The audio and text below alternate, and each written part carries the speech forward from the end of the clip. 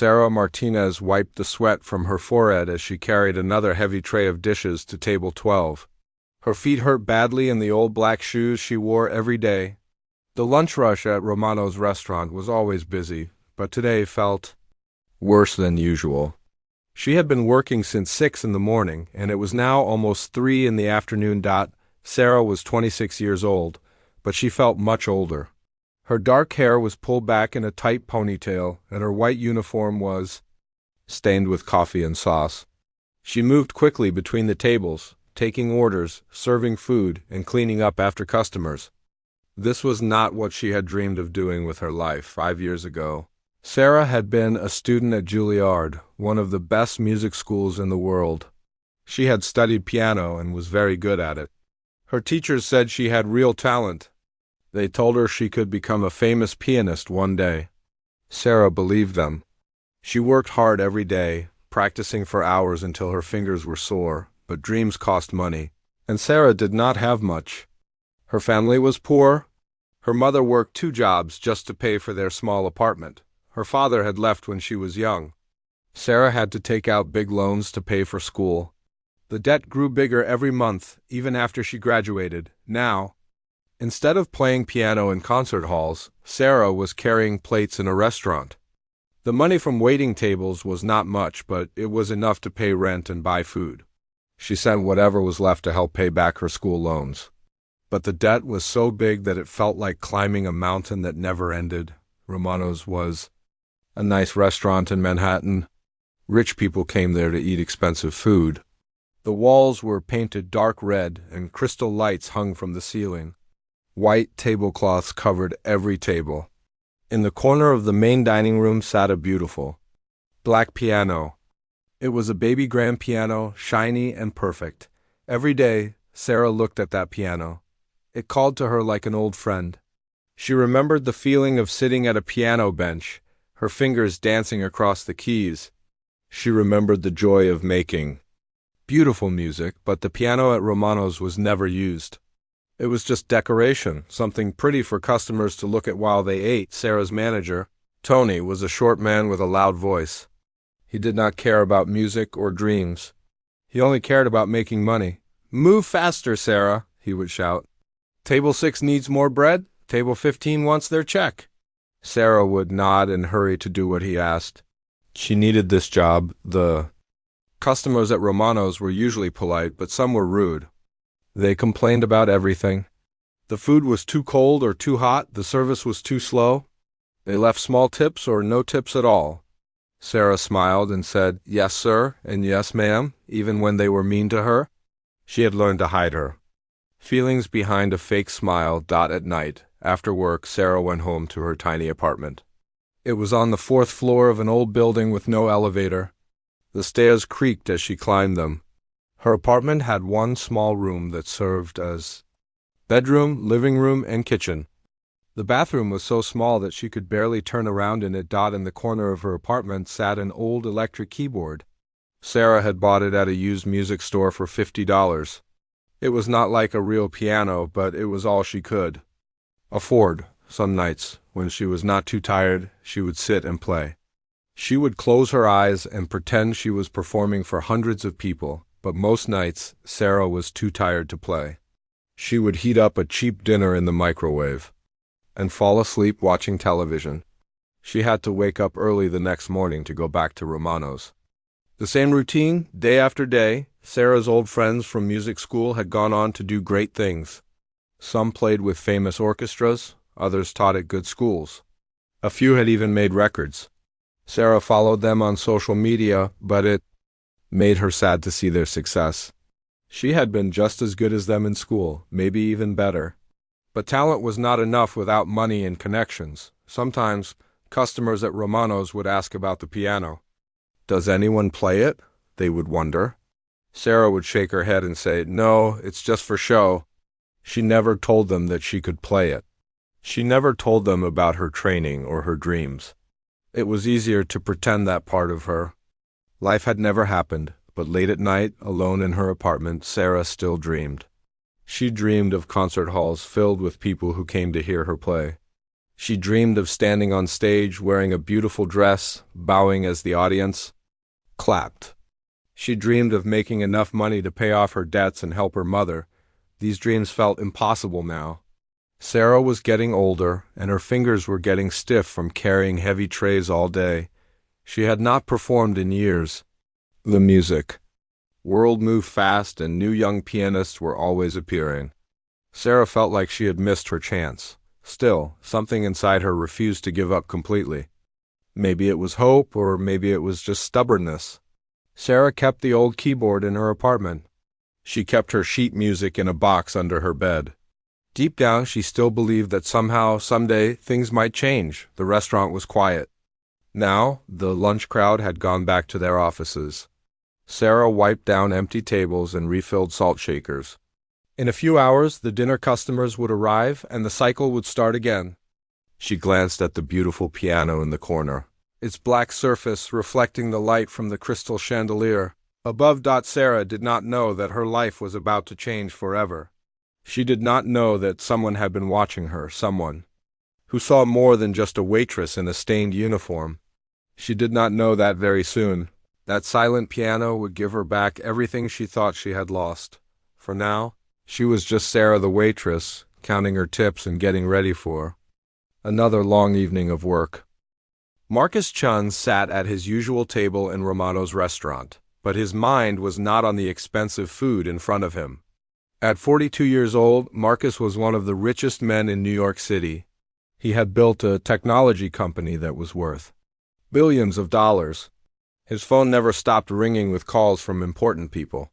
Everyone wanted his time, his money, or his advice, but success had not brought Marcus the happiness he thought it would. His big house in the hills felt empty. He had no wife, no children, no real friends. Just business partners and people who wanted something from him. He worked 16 hours a day, making more money than he could ever spend, but he felt hollow inside. That was why Marcus came to Romano's 3 times a week. It was one of the few places where he could sit quietly and think. He always requested table 7, which was in a corner where most people would not bother him.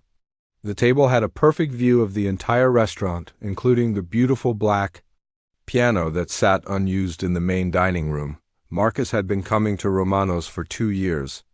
In that time, he had watched many servers come and go. Most of them were young people trying to make money while they went to school or looked for better jobs. They worked hard, but Marcus could tell their hearts were somewhere else. They dreamed of being actors or writers or artists, but Sarah Martinez was different. Marcus had noticed her from the very first day she started working at Romano's. She moved with a grace that was unusual for someone carrying heavy trays. Her hands were delicate, with long fingers that seemed meant for something more refined than wiping tables. And her eyes, there was something in her eyes that spoke of deep feeling and artistic soul. What really caught Marcus's attention was the way Sarah looked at the piano. Every time she passed it, she would slow down just a little. Her eyes would linger on the keys, and her expression would change. For just a moment, the tired look would leave her face, and she would look like someone remembering a beautiful dream. Marcus was a man who paid attention to details. It had made him successful in business. He noticed things that other people missed. And he noticed that Sarah would sometimes move her fingers as if she was playing invisible keys while she worked. When she thought no one was looking, she would hum softly to herself. The melodies were complex and beautiful, not the simple songs most people hummed. Curiosity got the better of Marcus. He was used to solving puzzles and finding answers. So he had done what he always did when he wanted to know about something. He researched. It had not been hard to find information about Sarah Martinez. A few phone calls to the right people, and he had learned her whole story. Sarah had graduated from Juilliard 5 years ago with honors. Her teachers had written letters saying she was one of the most talented students they had ever seen. She had won several competitions and had been featured in student concerts that were attended by important people in the music world, but then, suddenly, her name disappeared from the music scene. Marcus learned about Sarah's family situation and her crushing student debt. He found out that she had tried for months to find work as a pianist, But the classical music world was very competitive and very closed. Without connections or money to support herself while building a career, Sarah had been forced to find other work. The trail led to Romano's, where she had been working for almost 2 years. This information made Marcus think about his own life. He had been born into a middle-class family, but he had been lucky. His parents had saved money for his education. He had gotten scholarships to good schools. When he started his first company, he had investors who believed in him. Success had come through hard work, but also through opportunities that not everyone got. Marcus realized that talent alone was not enough. Sarah was probably more gifted at piano than he was at business, but she had not had the same chances he had. It seemed unfair that someone with such ability should be stuck serving food while her dreams slowly died. As the weeks went by, Marcus found himself coming to Romano's more often. He would sit at table 7 and watch Sarah work. He saw how she treated every customer with kindness, even the rude ones. He saw how she helped newer servers learn their jobs. He saw how she never complained, even when she was clearly exhausted, but Marcus also saw the sadness in her eyes growing deeper. The way she looked at the piano was changing from longing to something more like grief. It was as if she was saying goodbye to a part of herself. This bothered Marcus more than he expected it to. Marcus had everything money could buy, but he had lost touch with beauty and art. His life was all about numbers and deals and profit margins. He lived in a world where everything had a price, but nothing had soul. Watching Sarah reminded him of what he was missing. She carried music inside her even when she could not play it. She brought grace to simple tasks like serving coffee and clearing tables. One evening, Marcus overheard a conversation at the next table. 2 women were talking about the piano. "It's such a shame," one of them said. "Such a beautiful instrument, just sitting there silent. I wonder if anyone here can even play it." The other woman laughed. "Probably not, it's just for decoration." Marcus wanted to tell them that Sarah could play it, and probably better than anyone they had ever heard, but he said nothing. It was not his secret to tell. Still, the conversation planted an idea in his mind, an idea that grew stronger every time he came to the restaurant. Marcus began to imagine what it would be like to hear music in Romano's. Real music played by someone who understood it deeply.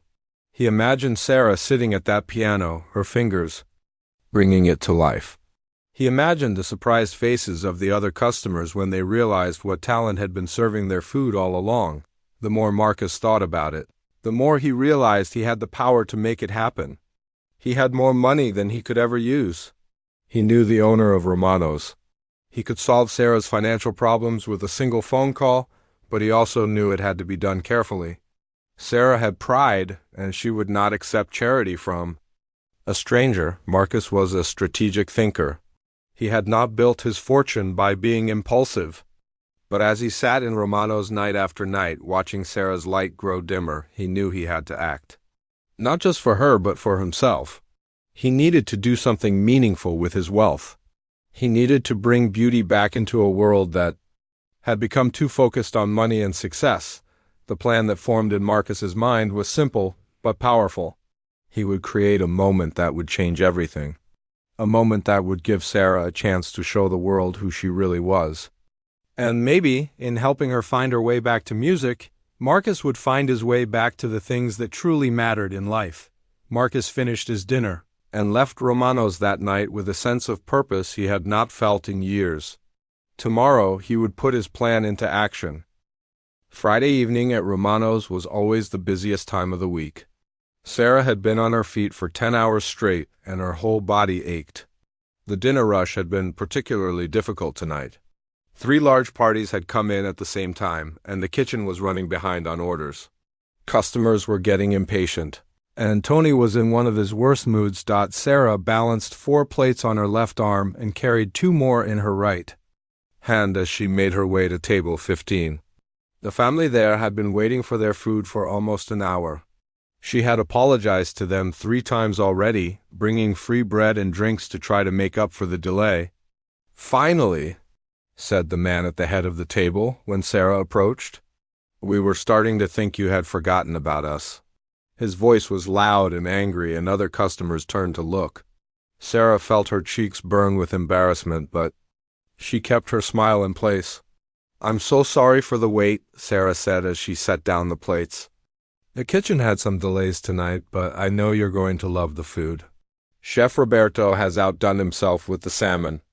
The woman at the table picked up her fork and took a small bite.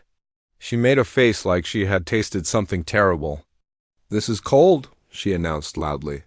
"How can you serve cold food after making us wait an hour? This is completely unacceptable." Sarah's heart sank.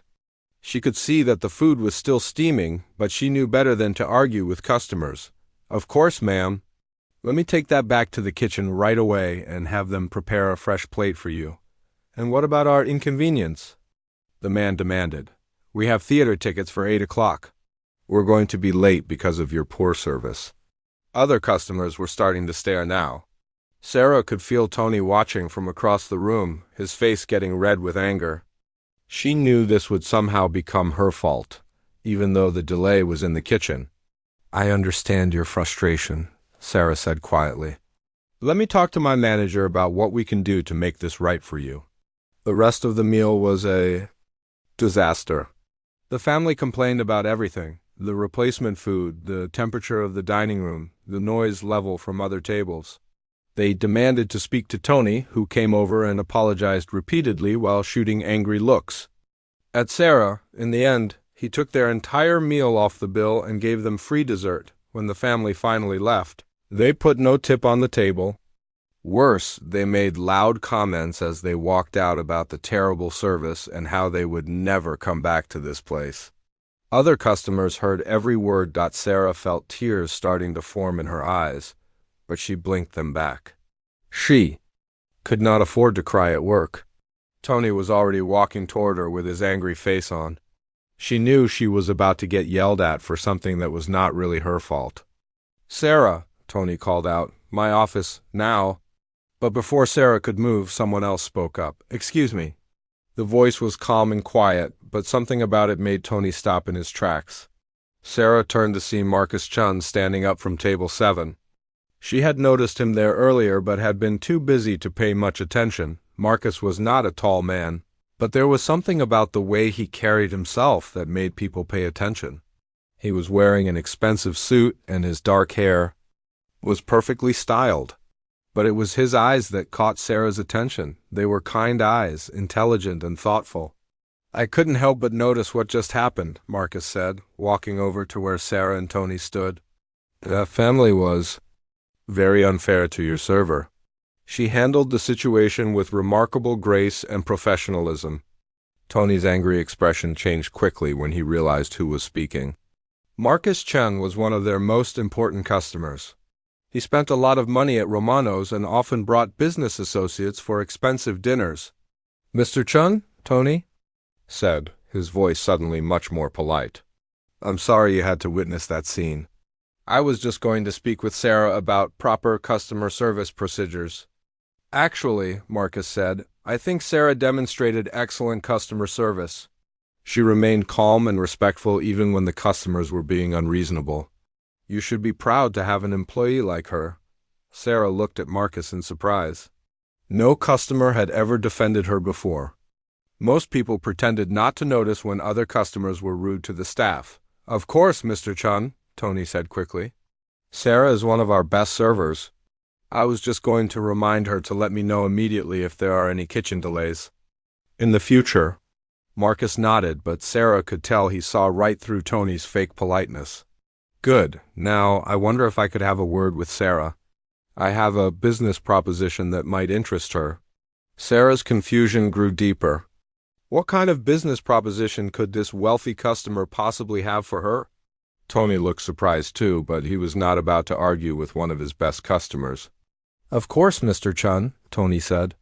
"Sarah, take a few minutes to speak. With Mr. Chun, I'll cover your tables." Marcus gestured toward his table in the corner. "Shall we sit down?" he asked Sarah. His voice was gentle, not demanding like most of the wealthy customers who came to Romano. Sarah followed him to table 7. her mind racing with questions. She had served Marcus many times over the past few months, but they had never had more than basic conversation about the menu. He was always polite but quiet, usually reading business papers while he ate. "Please sit," Marcus said, holding out a chair for her. Sarah sat down carefully, very aware that she was still in her work uniform and probably smelled like kitchen grease and spilled wine. Marcus sat across from her and looked directly into her eyes. "First, let me say how sorry I am that you had to deal with those people tonight. No one should have to endure that kind of treatment." "Thank you," Sarah said quietly.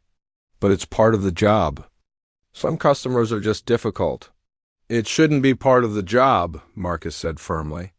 "But that's not why I wanted to talk to you." He paused for a moment, as if choosing his words carefully. "Sarah, I know who you are."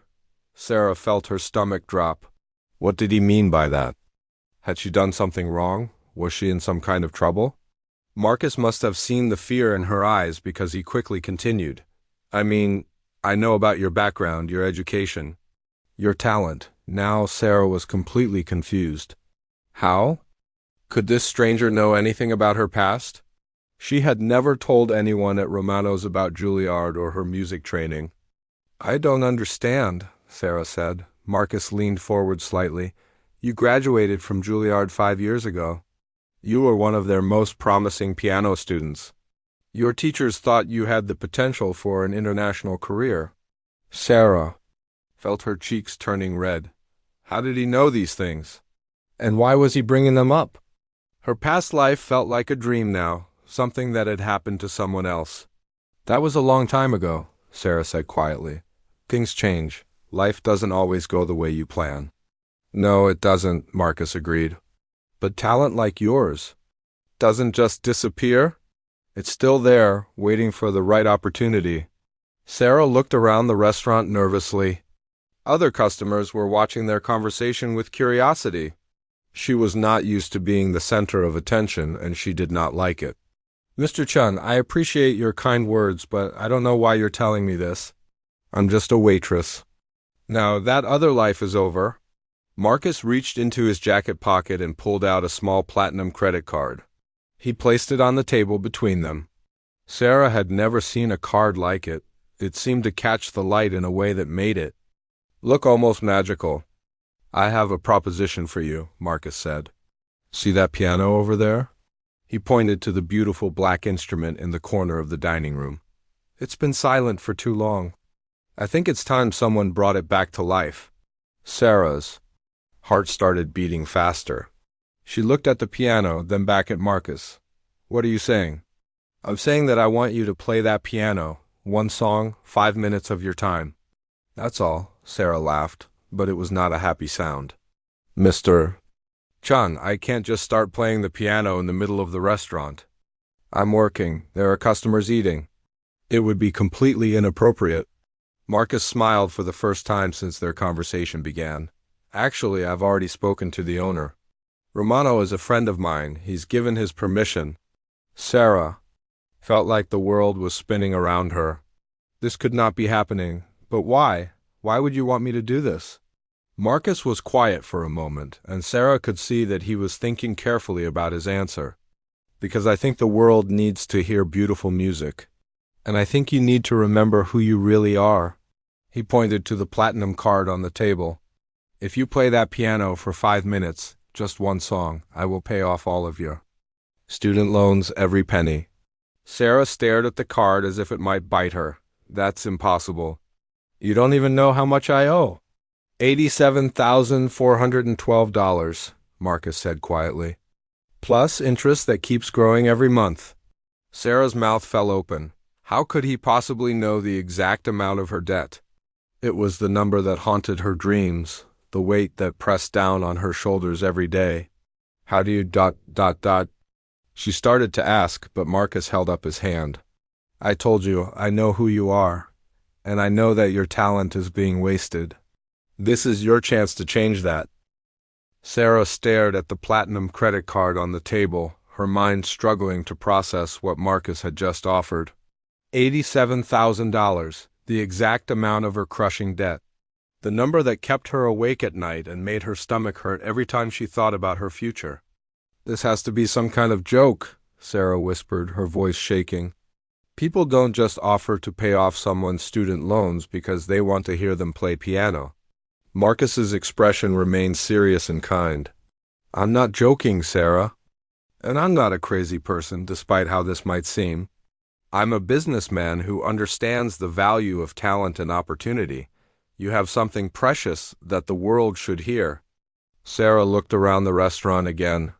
The dinner crowd was in full swing now. Families were enjoying their meals, couples were talking quietly over wine, business people were making deals over expensive steaks. None of them knew that their Waitress had once dreamed of playing in concert halls around the world. "Mr. Chun, I appreciate what you're trying to do, but I haven't played a real piano in months. My fingers aren't ready for a performance. What if I mess up? What if I embarrass myself in front of all these people?" "Then you mess up," Marcus said simply. "It's 5 minutes of your life, but what if you don't mess up? What if you remind yourself and everyone else what you're capable of?" Sarah's hands were trembling now. She looked at the beautiful black piano sitting silent in the corner. For 2 years, she had walked past it hundreds of times, always wondering what it would feel like to play it. The bench looked comfortable, the keys seemed to shine even in the soft restaurant lighting. "I don't have any sheet music," Sarah said, grasping for excuses. "I can't just play something from memory in front of all these people." "You know thousands of pieces by heart," Marcus replied. "I can see it in the way you move your fingers when you think no one is watching. Pick something you love. Something that means something to you." Tony appeared at their table, looking nervous and confused. "Mr. Chun, is everything all right? Is there anything I can get for you?" Marcus looked up at the manager. "Actually, Tony, I was hoping you could help us with something. Your piano over there, it's tuned, isn't it?" "The piano?" Tony looked surprised. "Yes, we have it tuned every few months. The owner likes to keep it in good condition even though no one plays it." "Why do you ask?" "Because I've just learned that you have a very talented musician on your staff," Marcus said, nodding toward Sarah. "I was hoping she might play something for us this evening." Tony's eyes widened. He looked at Sarah as if seeing her for the first time. "Sarah, you play piano?" Sarah felt her cheeks burning. She had managed to keep her past life a secret from everyone at Romano's. Now it was all coming out in front of her boss and the most important customer in the restaurant. "I used to," Sarah said quietly, "a long time ago." "She graduated from Juilliard," Marcus added, "one of their most promising students." Tony's mouth fell open. Sarah could see his mind working, trying to understand how he had been employing a trained classical musician to carry plates and refill water glasses. "Juilliard?" Tony repeated. "You went to Juilliard and you never told me." "We have that beautiful piano sitting there empty every night. It doesn't matter now," Sarah said quickly. "That part of my life is over. I'm just a waitress." "No," Marcus said firmly. "You're a pianist who happens to be working as a waitress. There's a big difference." Word was spreading through the restaurant. Sarah could see servers whispering to each other and pointing in her direction. Some of the customers had noticed the conversation and were looking curious. She felt like she wanted to run away and hide.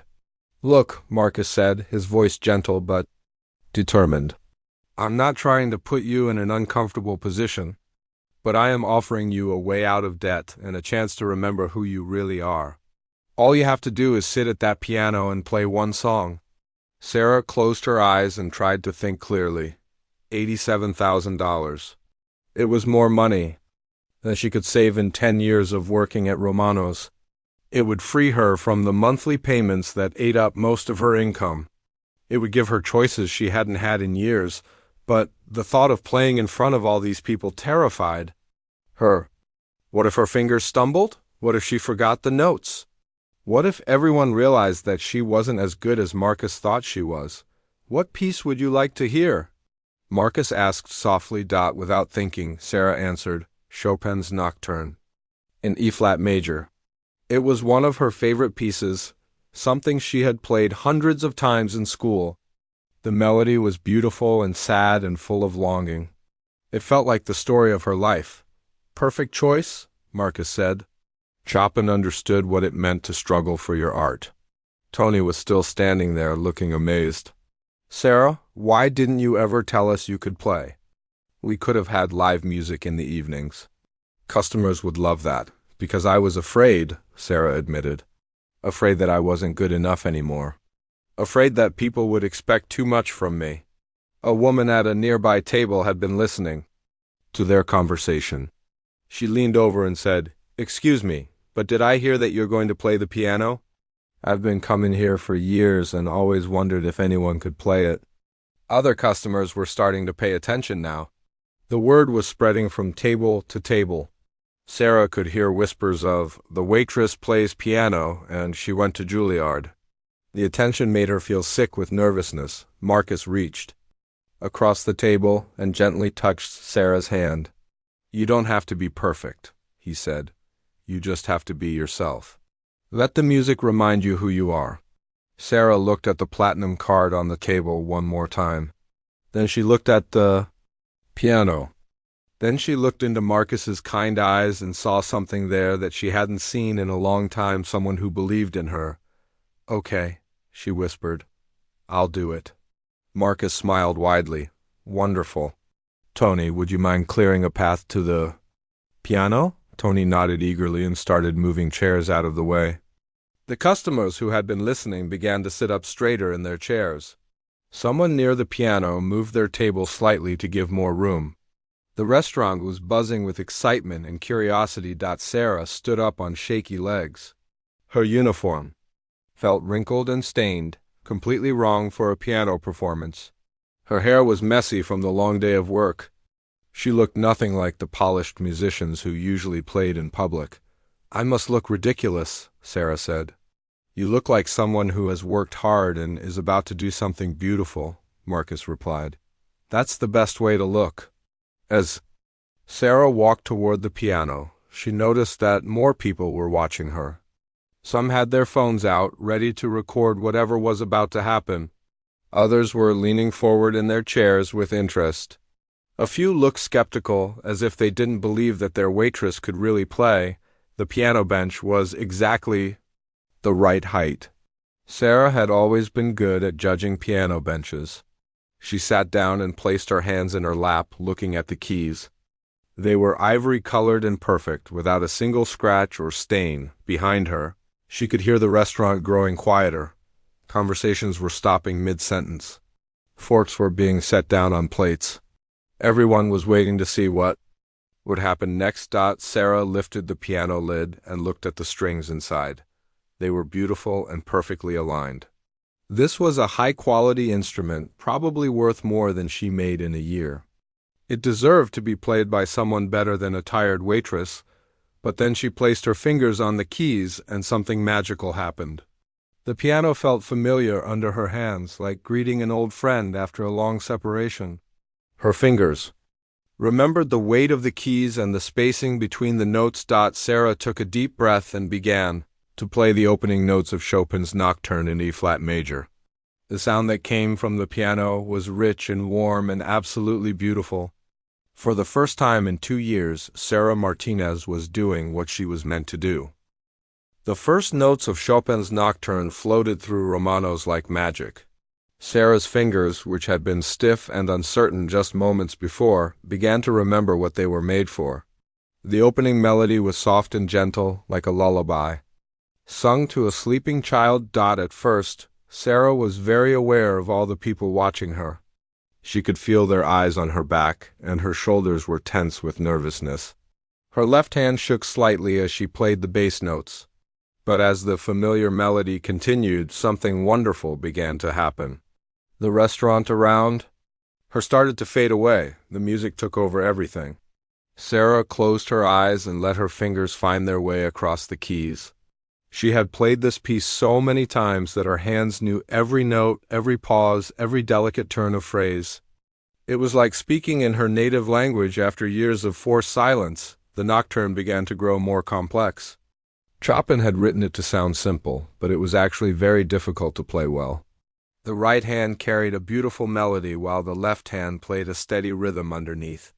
But hidden in the music were subtle changes in timing and dynamics that could make the difference between a good performance and a great one.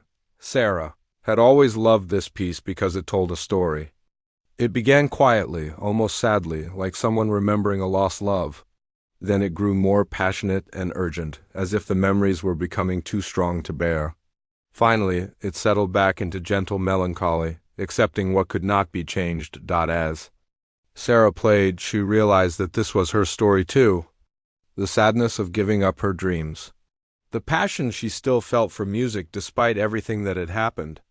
The acceptance of a life that was different from what she had planned. All of it was there in Chopin's notes, waiting for her to bring it to life. Behind her, the restaurant had become completely silent. Conversations had stopped entirely. Even the kitchen staff had come out to listen, standing in the doorway with amazed expressions. Tony stood near the bar, his mouth hanging open, unable to believe that this was the same woman who had been serving food just minutes earlier. Marcus remained at his table, but his business papers were forgotten. He watched Sarah with a small smile on his face, as if he had known all along that this moment would be special. He had seen something in her that she had almost forgotten about herself. The customers were mesmerized. An elderly woman at table 3 had tears in her eyes, reminded of piano lessons she had taken as a child. A young couple near the window had stopped eating their dessert, holding hands as they listened to the beautiful music. A businessman who had been talking loudly on his phone had hung up and was now sitting in complete silence. Sarah's playing grew more confident as the piece continued.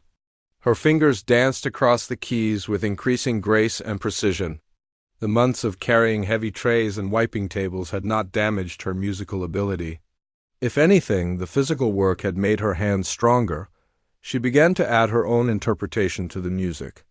This was something that separated good musicians from great ones, the ability to take notes on a page and fill them with personal meaning. Sarah played some phrases more slowly than others, letting the emotion build. She made some notes ring out longer, creating moments of beautiful silence that made the next notes even more powerful. The middle section of the nocturne was the most challenging part. Here, Chopin had written complicated passages that required both hands to work together in perfect coordination. Sarah's left hand played a flowing accompaniment while her right hand soared above it with the main melody. It was like having a conversation between two people who understood each other perfectly. A woman at a corner table pulled out her phone and started recording. Soon, others were doing the same. But they were not being rude or disruptive. They were capturing something beautiful that they knew they might never experience again. The videos would be shaky and the sound quality would not be perfect, but they would capture the magic of the moment. Sarah was completely lost in the music now. Her body swayed slightly with the rhythm, and her face showed every emotion that the music contained. When the melody was sad, her expression was sad. When it became passionate, her whole being seemed to catch fire. She was not just playing the piano. She was living the music. The technical difficulty of the piece seemed to disappear under Sarah's fingers. Passages that would have challenged many professional pianists flowed out of her hands as naturally as breathing. Her years of training at Juilliard showed in every note. This was not amateur playing. This was the work of someone who had devoted her life to understanding music, but more than technical skill. Sarah's performance had something that could not be taught in any school. It had heart. It had the pain of someone who had lost her dreams and the joy of someone who was finding them again. It had the wisdom that comes from suffering and the hope that refuses to die even in the darkest times. As the piece moved toward its conclusion, Sarah allowed herself to remember what it felt like to be a musician. Not just someone who played piano, but someone whose soul spoke through music. She remembered the first time she had played this piece for her teacher at Juilliard, and how he had told her that she had a gift for bringing Chopin to life.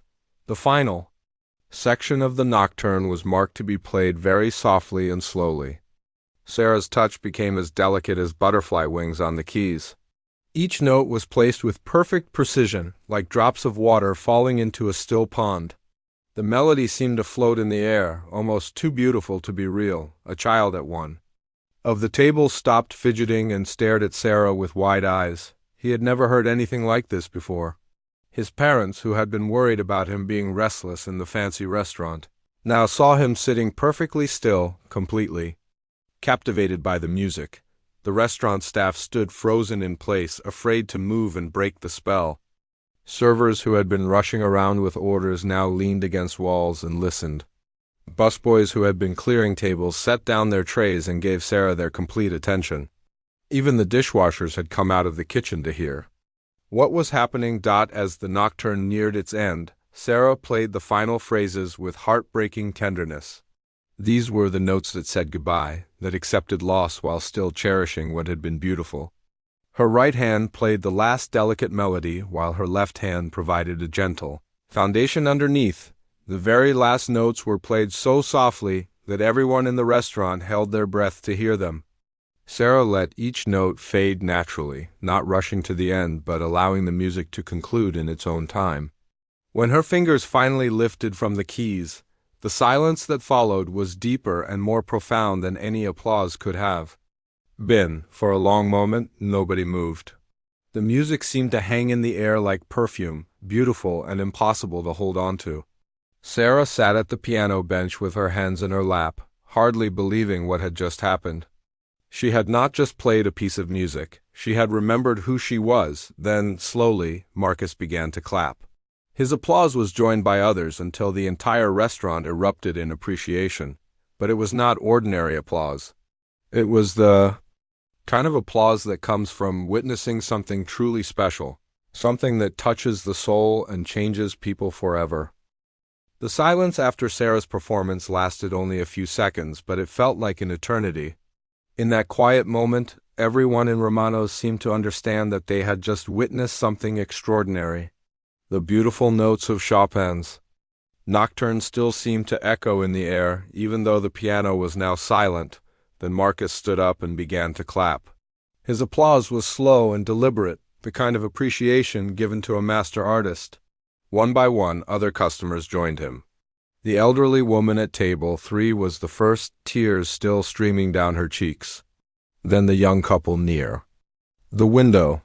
Then the businessman who had been on his phone. Within moments, the entire restaurant was on its feet. The applause grew louder and more enthusiastic as people realized they had just heard something truly special. It was not polite restaurant clapping, it was the kind of ovation usually reserved for concert halls and opera houses. Sarah turned around on the piano bench, her face flushed with emotion and disbelief. She had expected maybe a few polite claps from the customers who had been paying attention. She had not expected this. The whole restaurant was standing and applauding her, their faces filled with amazement and joy. "Bravo!" called out a man near the bar. "Absolutely beautiful." "Incredible!" shouted someone else. "Where did you learn to play like that?" The elderly woman at table 3 made her way over to the piano, still wiping tears from her eyes. "My dear," she said to Sarah, "that was the most beautiful thing I have heard in years. You made me remember my grandmother, who used to play Chopin for me when I was a little girl." Other customers began approaching the piano area. A well-dressed man in an expensive suit pressed a $20 bill into Sarah's hand. "I know you're not performing for tips," he said, "but I had to do something. That was magnificent." More people started offering money. A woman gave Sarah $50 and said, "I've been to Carnegie Hall many times and I've never heard Chopin played with more feeling than that."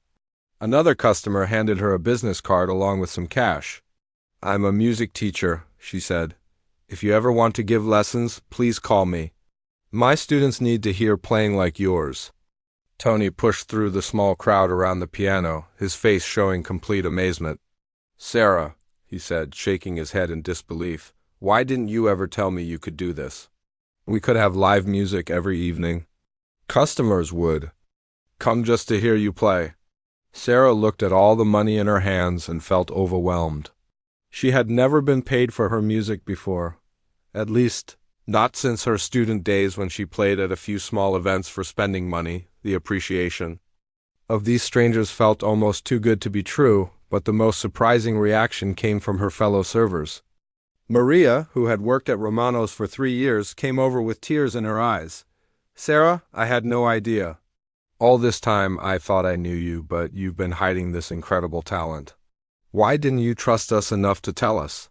John, 1 of the busboys, stood nearby looking stunned. "I've been working in restaurants for 10 years, he said, "and I've never seen anything like that. You completely changed the whole atmosphere of this place." Even the kitchen staff had reactions. Chef Roberto, a big man with tattoos covering his arms, came out and grabbed Sarah in a bear hug. "Magnifico," he said in his thick Italian accent. "You have made our restaurant into something special tonight. The food, it tastes better when there's beautiful music in the air." Several customers were recording videos on their phones, and some were already posting them on social media.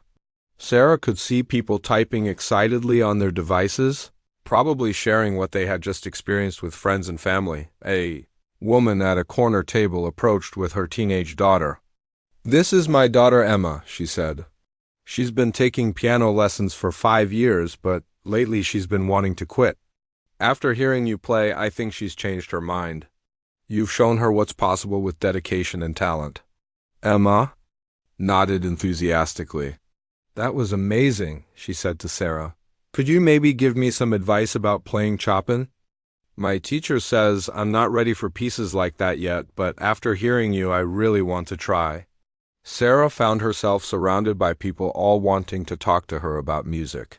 A retired music professor who had been dining with his wife offered to help her get back into the classical music world.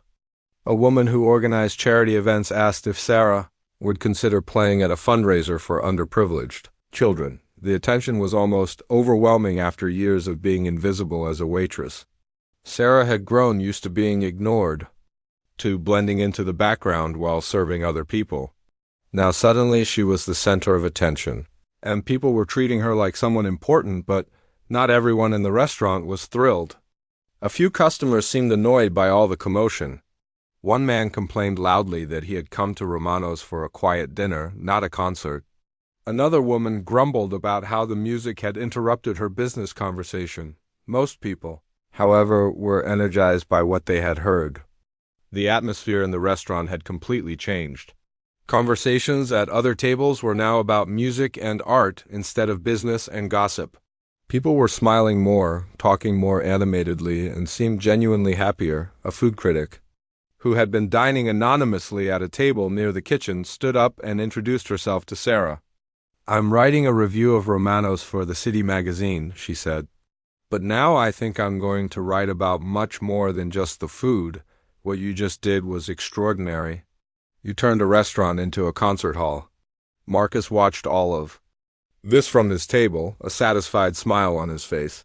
He had known that Sarah was talented, but even he had not expected her performance to have such a powerful effect on everyone present. He could see Sarah glowing with happiness and confidence in a way that he had never seen before. The owner of Romano's, who had been called by Tony during the performance, arrived just as the applause was dying down. Romano Benedetti was a short, round man who had opened the restaurant 30 years ago. He hurried over to Sarah with his arms spread wide. "Sarah, my dear girl," he said, embracing her warmly. "Tony has told me what happened here tonight. Why did you never tell us you were a musician? We have wasted so much time. From now on, you must play for our customers whenever you wish." Sarah looked around at all the faces surrounding her customers, co-workers and strangers who had become fans in the space of 5 minutes. For the first time in years, she felt like herself again. Not just Sarah the waitress, but Sarah the musician. Sarah the artist. Sarah the person who could create beauty and move people's hearts. The business card that Marcus had placed on the table was still there, representing the promise he had made. But now Sarah realized that the money, important as it was, might not be the most valuable thing she had gained tonight. She had remembered who she was, and judging by the reactions around her, the world was ready to remember too. The crowd around the piano slowly began to thin out as customers returned to their tables, but the energy in Romano's remained electric. Sarah sat on the piano bench, still holding the money that strangers had pressed into her hands, trying to process what had just happened. Her fingers tingled from playing, and her heart was beating fast with excitement and disbelief. Marcus approached the piano as the last few people moved away. He was still smiling, but there was something serious in his eyes, too. "Sarah," he said quietly, "that was even more beautiful than I imagined it would be. You have a rare gift." Sarah looked down at the bills in her hands. "I can't believe people gave me money just for playing one song. I haven't performed for anyone in so long." "You didn't just perform," Marcus said. "You transported everyone in this room to a different place. That's what great musicians do." He reached into his jacket and pulled out his phone. "Now, about our agreement." Sarah had almost forgotten about the promise Marcus had made. The experience of playing had been so overwhelming that the reason she had agreed to do it seemed less important now. But as Marcus began typing on his phone, reality came rushing back. Her student loans, the monthly payments that ate up most of her income, the debt that had forced her to give up her dreams. "You really meant it?" Sarah asked, her voice barely above a whisper. "About paying off my loans?" "I never make promises I don't intend to keep," Marcus replied.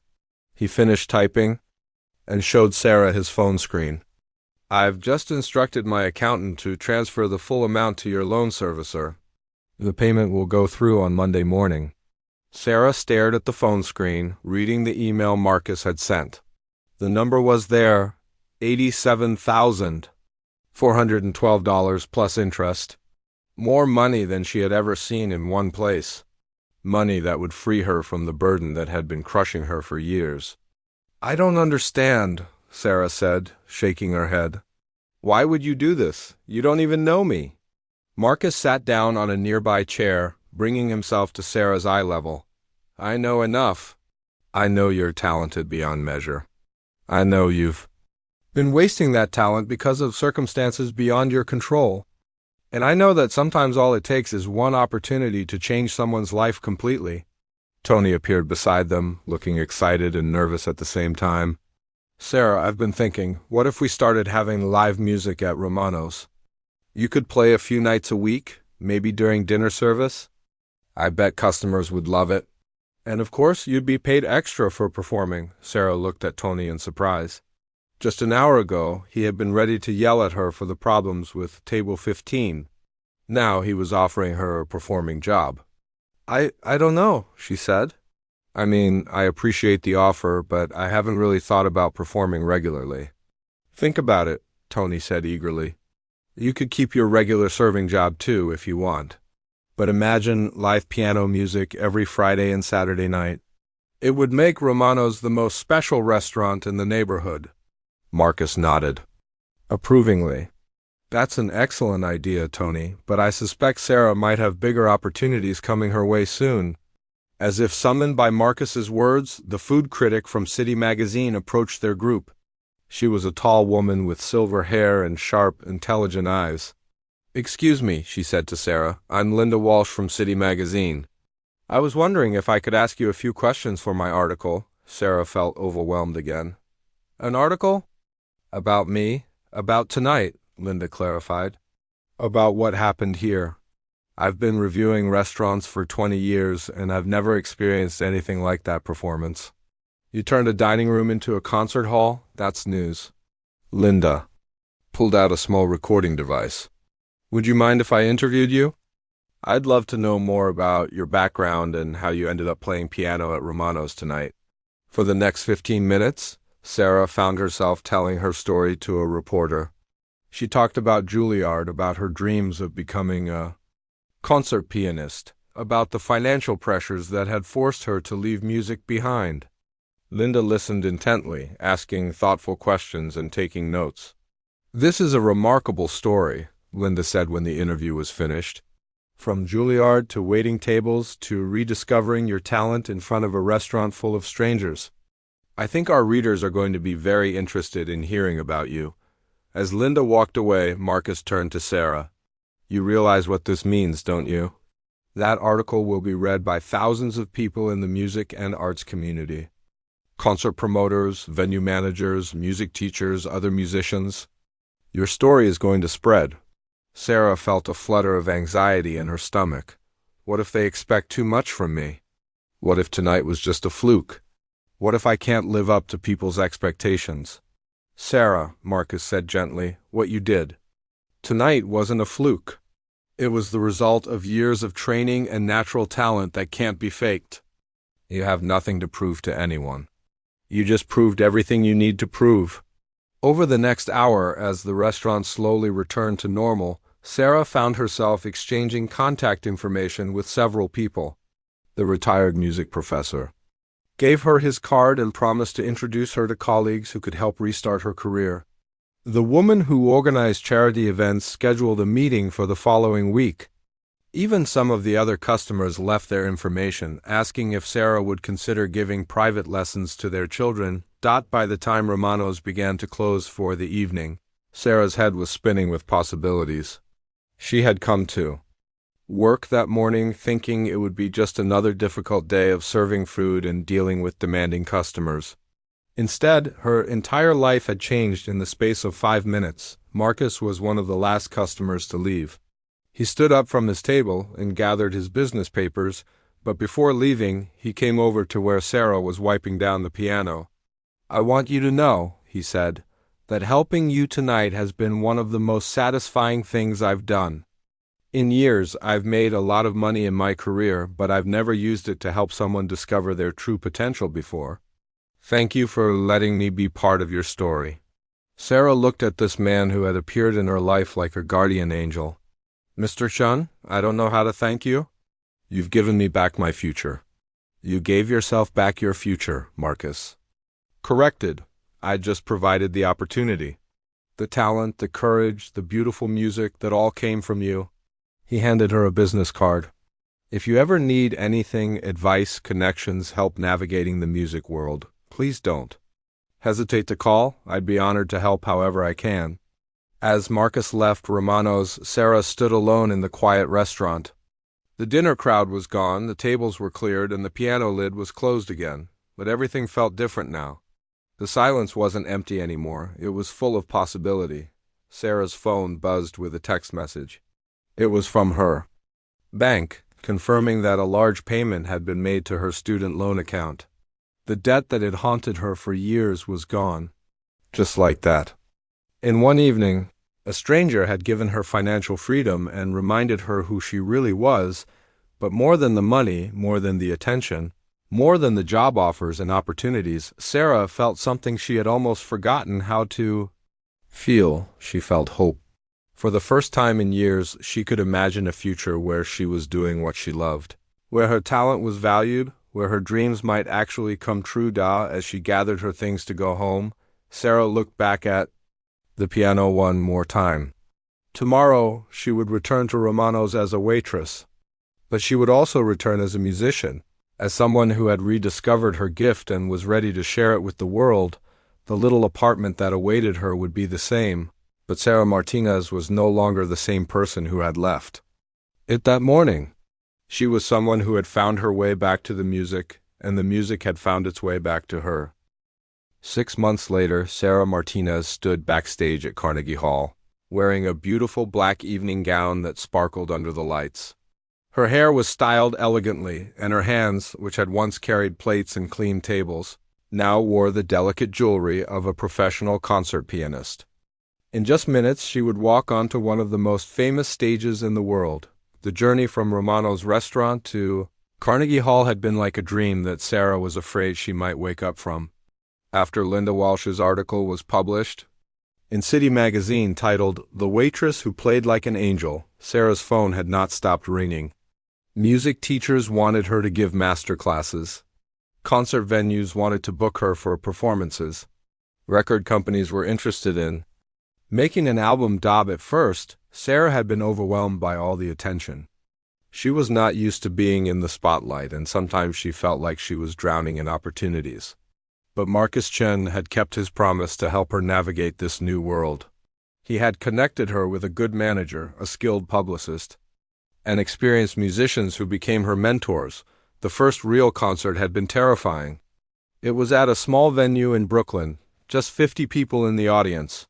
Sarah's hands had shaken so badly that she could barely play the opening notes. But as the music took over, her confidence returned.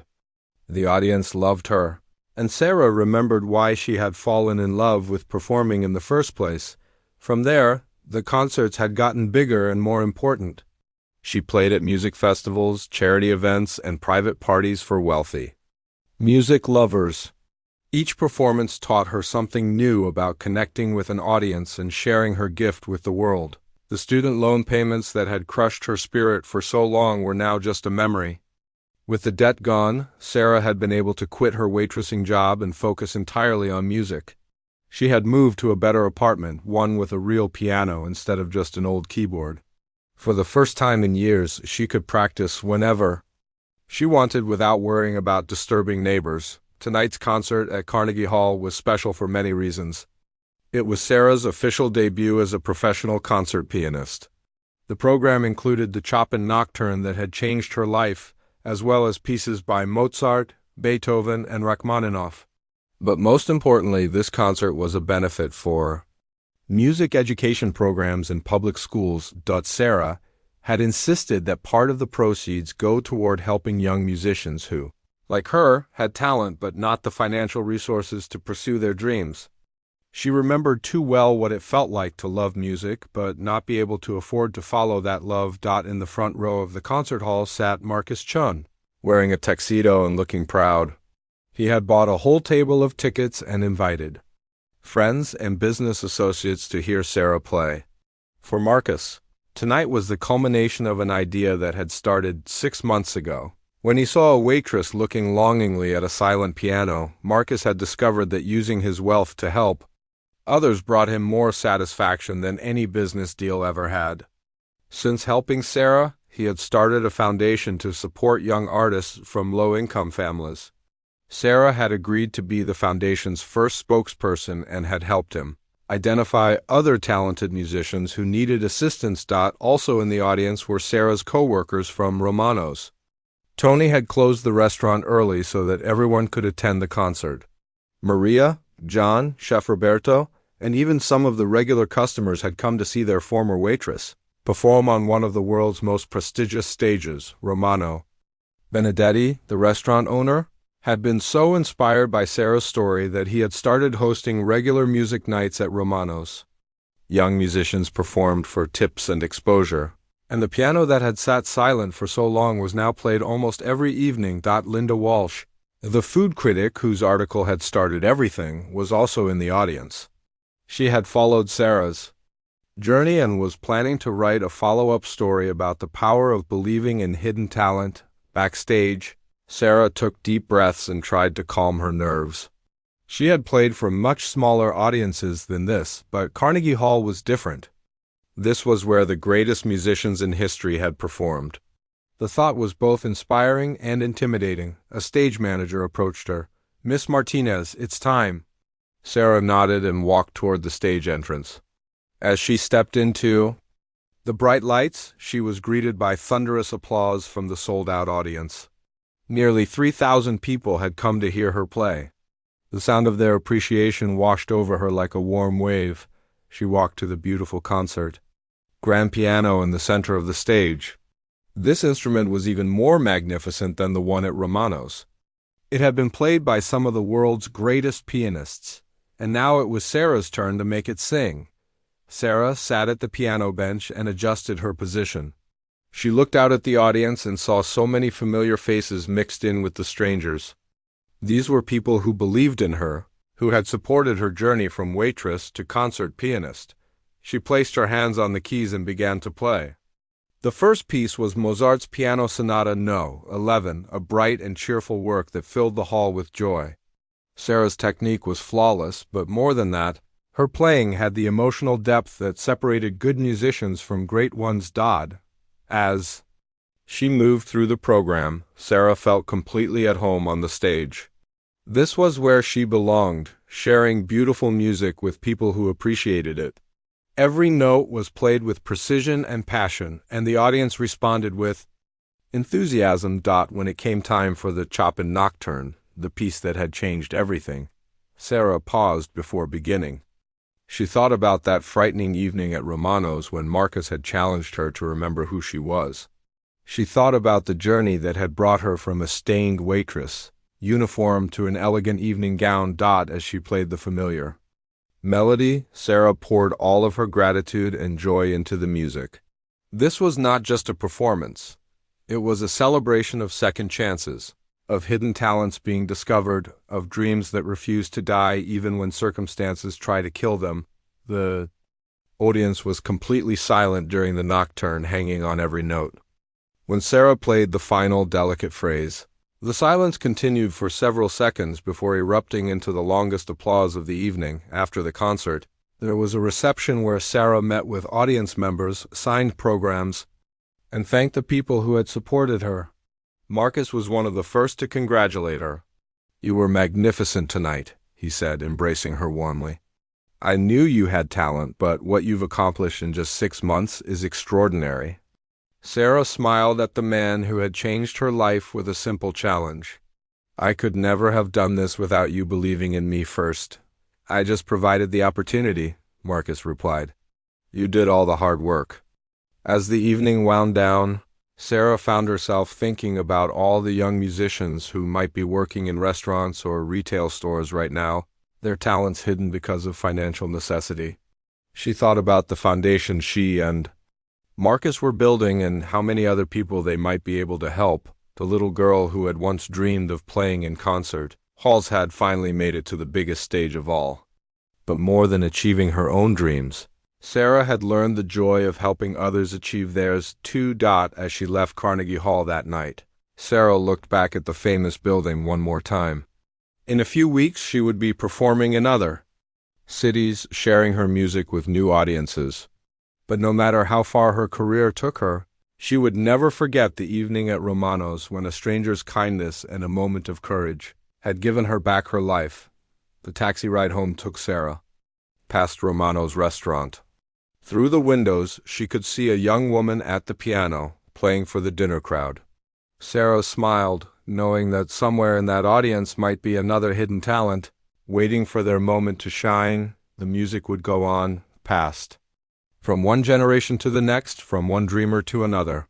And Sarah Martinez, once a waitress who had almost given up hope, would spend the rest of her life making sure that anyone with talent and determination would have the chance to share their gift with the world.